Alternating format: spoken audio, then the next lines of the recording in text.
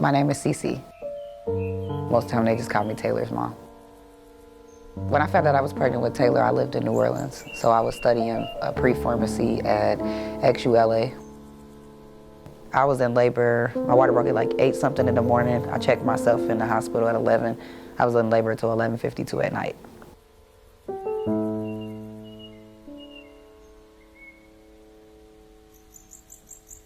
He was 6 pounds, 4 ounces, 19 inches.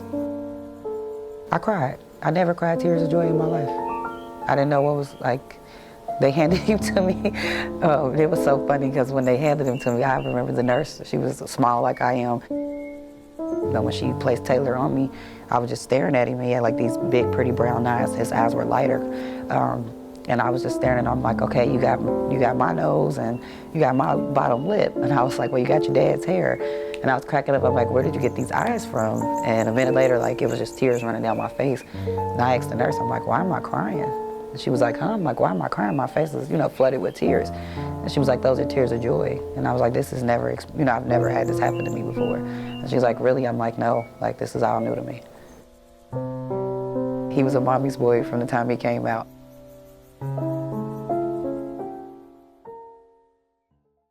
Taylor, by like 2 to 3 weeks, he started sleeping through the night every night. I would have to wake up maybe every 4 hours to feed him. He was a little bitty thing, but he was pretty long. He had like a little gut and like thighs, and that was it.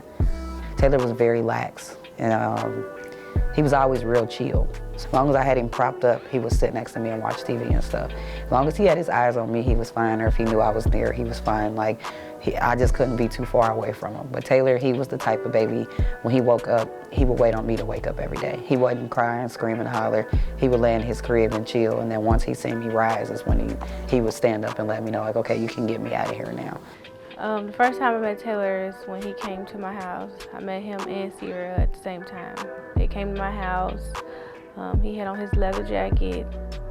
He did not want to take off his jacket, his shoes. He did not want to take off nothing. He did not want to stay. He didn't want to come near us. My sons finally came down the steps. He was like, oh, okay, who is these little boys? They all went upstairs. They started to play. It was time to go. He did not want to go home.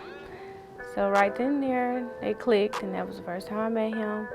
And we weren't separated at all. He was there every other weekend, during the week, whatever, because they weren't in school at the time, so he was at my house every day after that. He never was really a crybaby.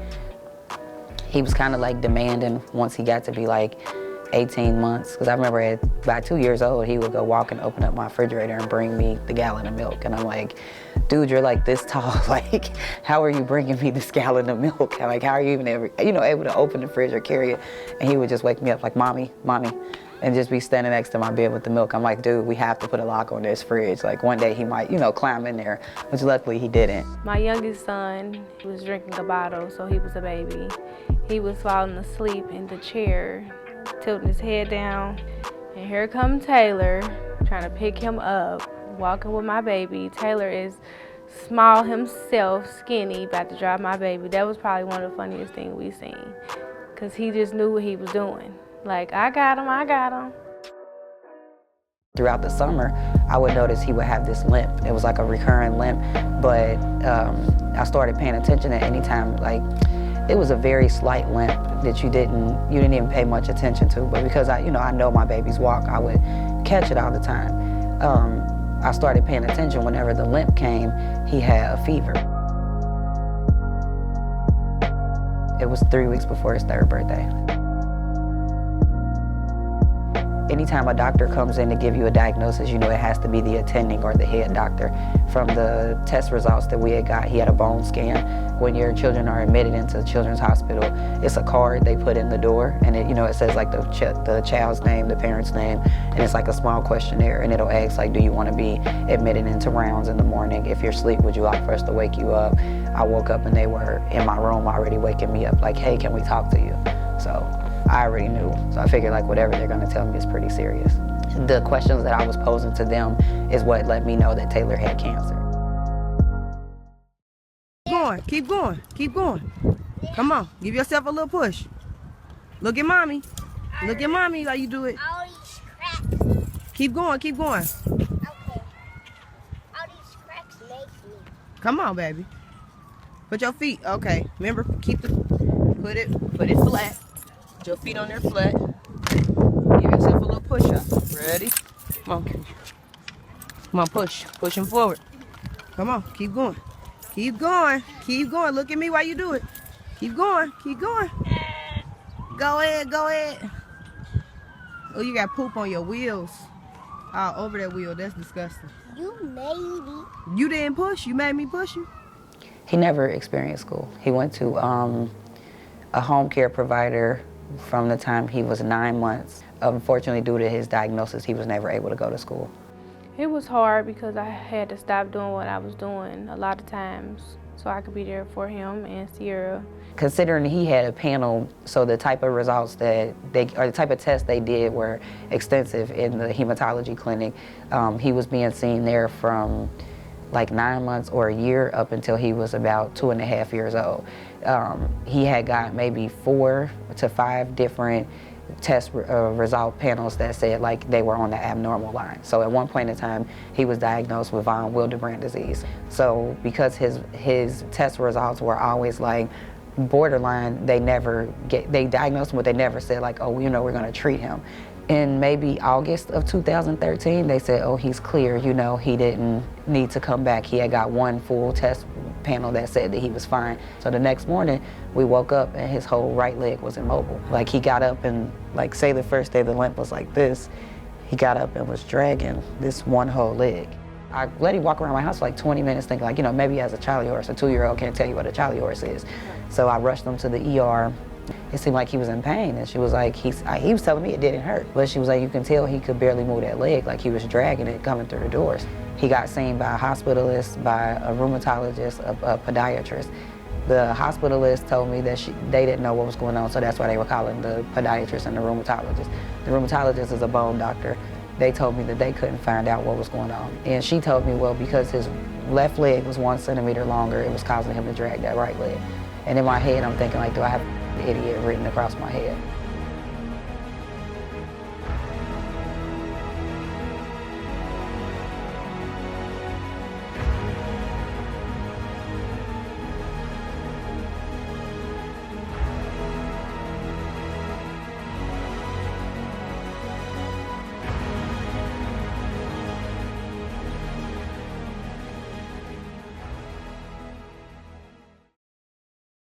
I started looking up all these different diseases that could affect children age a toddler, so children's ages 2 to 5, that could affect their muscles or their bones. And I came up with a list of like 5 to 6 different disorders that could possibly be it. I called the doctor, scheduled a sick visit, and I asked, can I bring him in that day? They said, yeah, I brought him back. She told me he was fine. I asked, she was like, well, he's walking fine now, and you know, like he's not showing any signs that he was yesterday. But I'm like, a child doesn't wake up and their leg is immobile and the next day it's fine and you guys don't see anything wrong. Like, you know, we need to investigate. So I'm asking her to test him for these different disorders. She blatantly told me no. Luckily, somebody else walked in the room. And when the lady walked in, the first thing I said was, oh my God, I'm so happy to see a different doctor. When she walked in, I asked her, can you please test my son for these disorders? I feel like something's wrong with him. She had no problem doing so. Monday, they called my office and said, hey, we think Taylor needs to be seen. Hey, Team Taylor. This is Cece and Tater Tie of Team Taylor. Somebody is not having a great day. So we are at CCHMC. We have just finished doing the consents and signing and reading over everything. This time we plan on fighting the disease with a few different chemotherapies mixed in with a non-FDA approved drug as our first approach. Taylor will be submitted into a trial, which is very hard to decide because you think if this goes right and help my kid beat the disease, yay. And if for some reason it goes wrong and he has an allergic reaction or just some kind of bad thing, you think like, oh crap, I'm the one who put my kid in this. So, but anyways, we'll be leaving here shortly or whatever. We have discussed starting his next set of therapy on the 23rd. We are discussing what to do in case this in case he has an allergic reaction to this trial, or for some reason that this trial is not effective in fighting his neuroblastoma. So for the first couple weeks, we're going to do scans the first couple cycles, we're going to do scans every 2 to 3 cycles to try to see if the disease is progressing or if it's being killed off. And if for some reason it's not working, we're going to try something else. So until next time, we are just going to continue to live, and have plenty of fun, and just try to do what we can and try to live our lives. Not yet, because all you keep doing is complaining because you want things to go your way. We both woke up sick today too, so that's not making it any better. We've been fighting each other all day.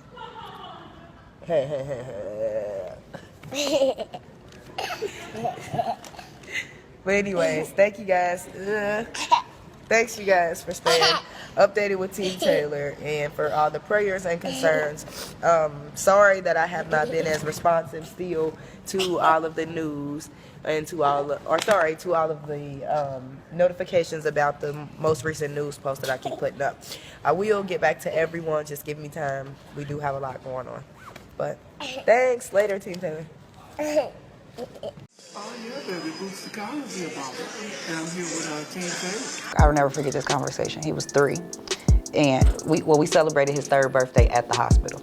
It was that severe that they said he could not. We had been in the hospital for almost a month after the first time he was, told that he was admitted. They said he could not go home for a birthday, and his birthday is November 3rd. So I was very distraught by that. I'm like, well, my child, regardless of what's going on in his life, his birthday is important. I'm not gonna, not have a party for him. I had told my friends, like, unfortunately, we're gonna have to have the party up here at Children's. I don't know how many people gonna show up, but it's gonna be, pretty big. And then considering he was just being diagnosed, a lot of people that I knew, which probably would have canceled, end up showing up anyway. We had like 100 people at this party. So I remember the nurses, we did his, he had started treatment, but his treatment was done for that day. So he did his treatment, and they ran his IVs. He went down to the cafeteria for about an hour with his IV. I took him back up. They unhooked it, went back down there and celebrated his party. Taylor was bougie. That's the word I call it. He likes sushi and he likes Starbucks. And we got it for him. Taylor was a picky eater. He would just clearly tell you what he did and didn't like. He got Starbucks every day. He loved pineapple pizza. I honestly do not remember how we started calling him Tater Tot. I mean, it literally came out of nowhere. Like, I want to say Sierra said it first, and we all just like, Tater Tot.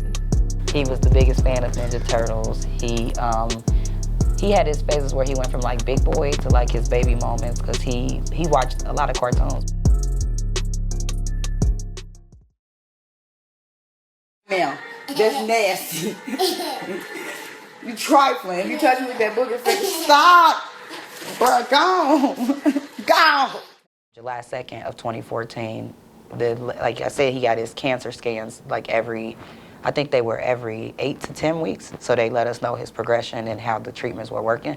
He had completed 6 complete sessions of chemotherapy. It took over a month for his hair to fall out. He had went through 2 sessions before he lost any hair. So I remember I was sitting in the cancer clinic one day. This was after they had let us go home. It was his first appointment, having to come in for treatment after being, released that week, was able to go home. And I was brushing his hair. I forgot to brush his hair that morning. Okay. Because I turned him. So, hey, Team Taylor. It is Cece of Team Taylor. And here's Tater Tot. That's the brush I like. Huh? That's the brush I like. Because one time you used it. Well, my blue one right this is in the car, so and it was I gotta use the pink one. But hey, you guys, so there is a purpose of me brushing my hair in this video. Zebra premise, because I know you are watching this. So everybody, Taylor just took a nap or whatever. He's been sleeping a whole lot today. He just got up or whatever. This is like his 2nd nap today. It is probably about 4:30, but he just got up and he woke up to come and tell me, Mommy, look, I have hair falling all over my pillows. It's all on my pajamas and everything. So you guys see, I was just brushing my hair with this regular, I guess like wig brush or whatever. It's pretty soft. It doesn't do much. Look, he'll show you. He has patches coming out of his hair. So I want to show you guys, this is what chemo does to your child. Turn around so I can brush your hair. And he says, well, mommy, look what about when I was pulling at my hair, it just keeps coming out through my hands. So, turn around, baby. Turn to the front. Taylor hair goes from curly like this to turn around to the back so they can see. Just falling out. I'm like, this is the first, you know, this was the first real sign that he had cancer to me. Like, he never seemed like it. He never showed any appearance of it. He always still looked like a healthy child. So to me, it's still like, how you tell me my baby got cancer, but he looks nothing like a, and you would say like, look like a cancer patient, but he literally had no appearance of it. He looked healthy. He was always a fighter. It was never a moment where I felt like he was giving up or that, you know, he was done. It was always that I could see when he was tired. We had a conversation one day. He was 3. He came in my room and I was crying because he was just talking to me. And he brought me to tears. Like when your 3-year-old start telling you like, God gonna take this away from me. And I'm like, how do you know that? Not to say he was a prophet, you know, a prophecy or anything, but it was like he was prophesizing what was going on. 5 plus 1 is what? 6, And then 5 plus 2 is what? 7. There you go. July 2nd of 2014, he had completed his, you know, his scans or his 6th chemotherapy treatment. And it was maybe 2 weeks later, the doctors called me with, they did an updated test. And 2 weeks later, the doctors called me. And I remember Dr. Weiss called me, he was so happy. And like I said, everybody's Dr. Weiss, Dr. Weiss. He called me, he was like, Ms. Grant? I was like, yes. He was like, we have the results of Taylor's scans. And I was like, okay, you know, you want me to come in so we can see the progression? He said, as of today, he's NDC, and that means no cancer detected. And I was like, huh? And he was like, or no disease detected is what I should say. But it was, and I was like, huh? Because the scan prior to that, it still showed the majority of his body had it. The doctor was so happy. He called me and said, as of today, he's diagnosed cancer-free. I cried my heart out.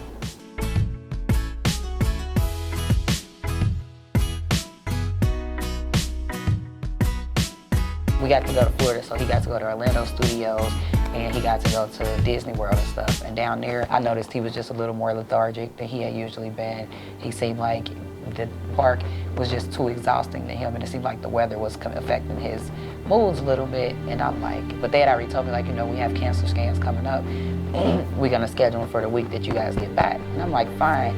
Before they even walked in to tell me, I knew that it came back. His cancer had returned, and he fought again.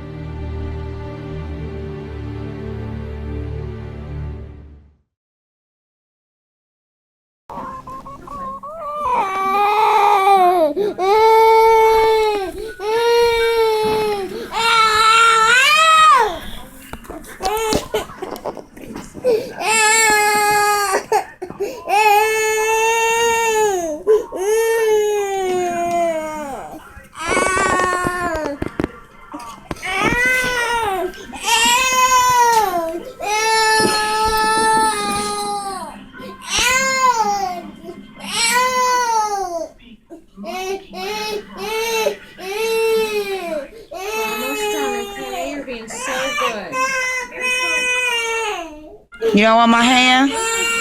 Taylor, you don't want my hand?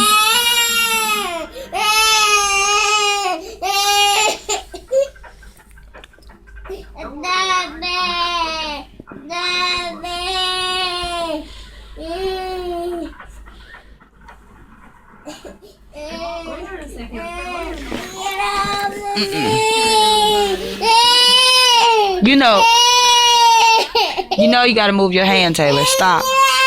Stop. Stuck on it. Real good, buddy. I'm sorry. I know. Do scissors come in that kit? Yeah. Can you use that? I don't want to because it's so close to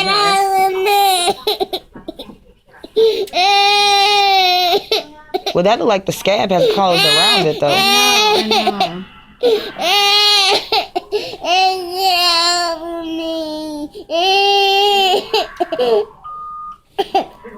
You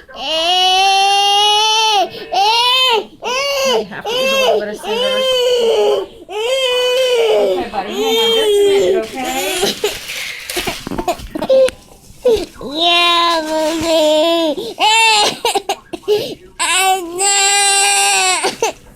I know. I know.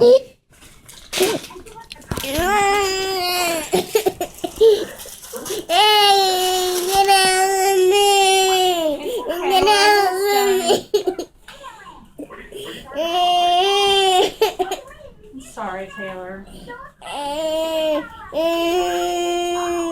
We knew after his 5th birthday, we knew he was progressing. I was able to see that, you know, his cancer was getting like severely worse, and his progression started showing like a lot more. So November 20th, we had a meeting, and again, like the doctors, it was like a few different people. The social worker was there. At that point, I asked, like, how much time does he have? So he had a 40% chance. And they said in the event that he ever that was relapsed, his chances of beating it was only 10%. If he ain't giving up, you can't give up. There was points where we felt like we was gonna just lose it, but if he's still going, how can we stop going? It's not a lot of proven treatments that work, so a lot of the stuff we went through were trials, they were different studies. It was good to see Taylor smiling like that, being that he was sick. No matter what, you know somebody's sick, you know it's possible they can pass.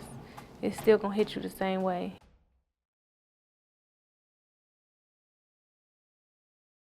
November 20th, they gave us, you know, called a meeting, and I asked them at that point, I never asked, like, how much time does he have? At that point, I asked the doctors, like, I want to know. I know his odds are very slim, so how much time do I have with my child? Based on the scans, the results of the scans, they told me you have 1 to 2 months with your baby. Who is that? Who is that, Tater Tot?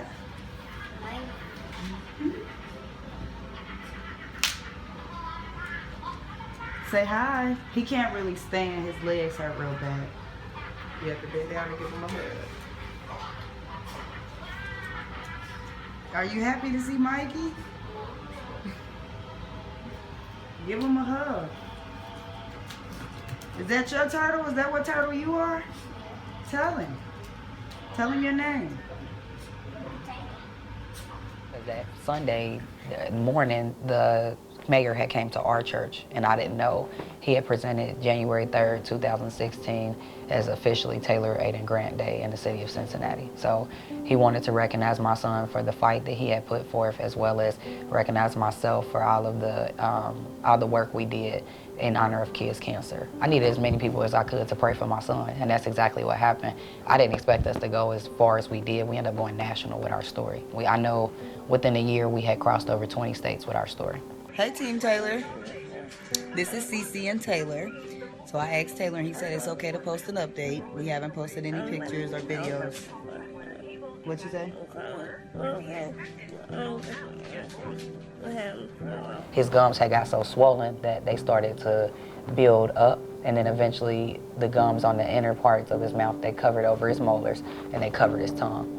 So Taylor could not talk. He could, but he could only mumble. Only myself and my mom and my sister really understood what he was saying. Like, I remember towards his last week, he was talking to me and he repeated something 8 times and bust out in tears. And I cried too, because I'm like, I'm trying my best to understand what you're saying, but I can't. Like, how do you get through this? So it's crazy because I'm just remembering it now. But he was talking to me, and I just was like, damn, this is the first time I ever had trouble understanding what my child is saying. And I could only imagine, like, imagine being 5 and you going through all this pain and you don't know, you don't understand what's happening to you, but he knew he was just hurting and he still wasn't giving up.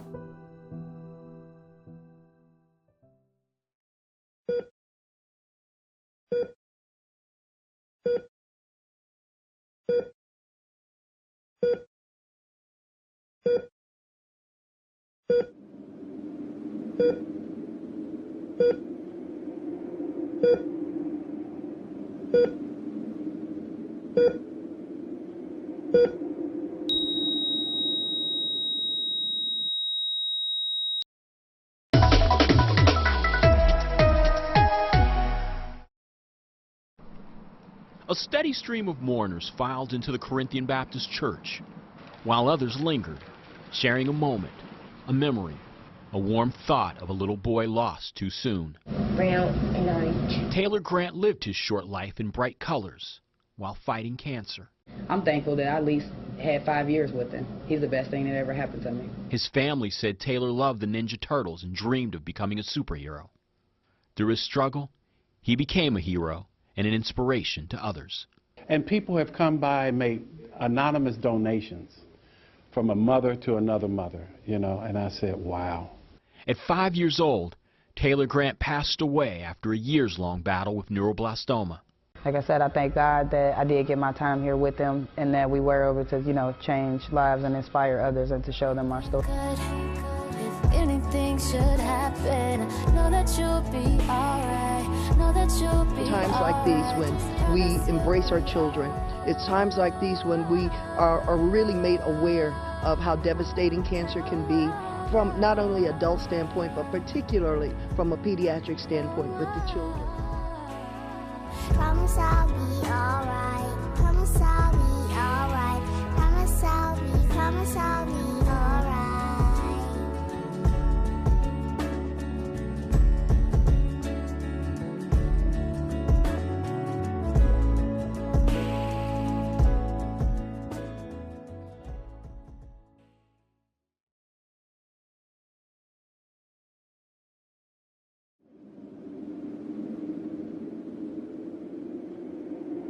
It's been a long day without you, my friend, and I'll tell you all about it when I see you again. We've come a long way from where we began. Oh, I'll tell you all about it when I see you again. When I see you again.